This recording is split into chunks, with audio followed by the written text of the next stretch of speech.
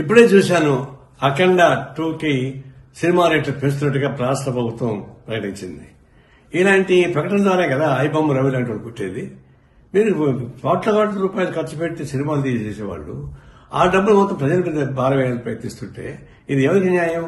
కాబట్టి ఇంకా ఈ విలువైన కాస్ట్లీగా ఉన్న సినిమాను చూడడానికి ఇష్టమైన ప్రజానీకం ఐబొమ్మ రవి లాంటి వాడు చేసిన సినిమాలు చూస్తున్నారు. మీరేగా సూచిస్తున్నారు. మళ్ళీ అతను అరెస్ట్ చేసే హక్కు మీకు ఎక్కడ వచ్చింది?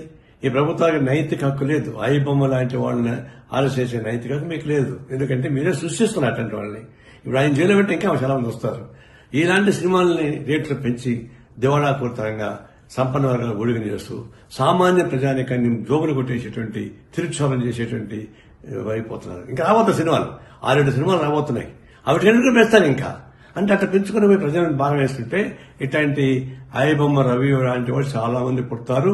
వాళ్ళు రావడం మీ చేత కాదు. ఇది స్వయం కృతాపరాధం. వ్యవస్థలో చేస్తున్నటువంటి అనేక అరాచకాల భాగంగా ఇది ప్రభుత్వం తగిన చర్యలు తీసుకోకపోతే ఇలాంటి అరాచకాలు జరుగుతూనే ఉంటాయి.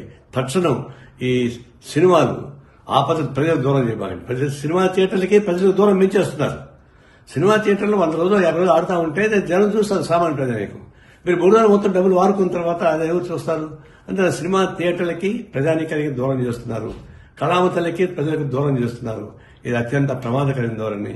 ఇలాంటి విలాసవంతమైన సినిమాలు తీసి వాళ్ళు నష్టం భయంతో ప్రజల మీద భారం వేస్తే ఇది ప్రజల ఊరికే ప్రజలకు లేదు. మేము తీవ్రంగా ఖండిస్తున్నాం.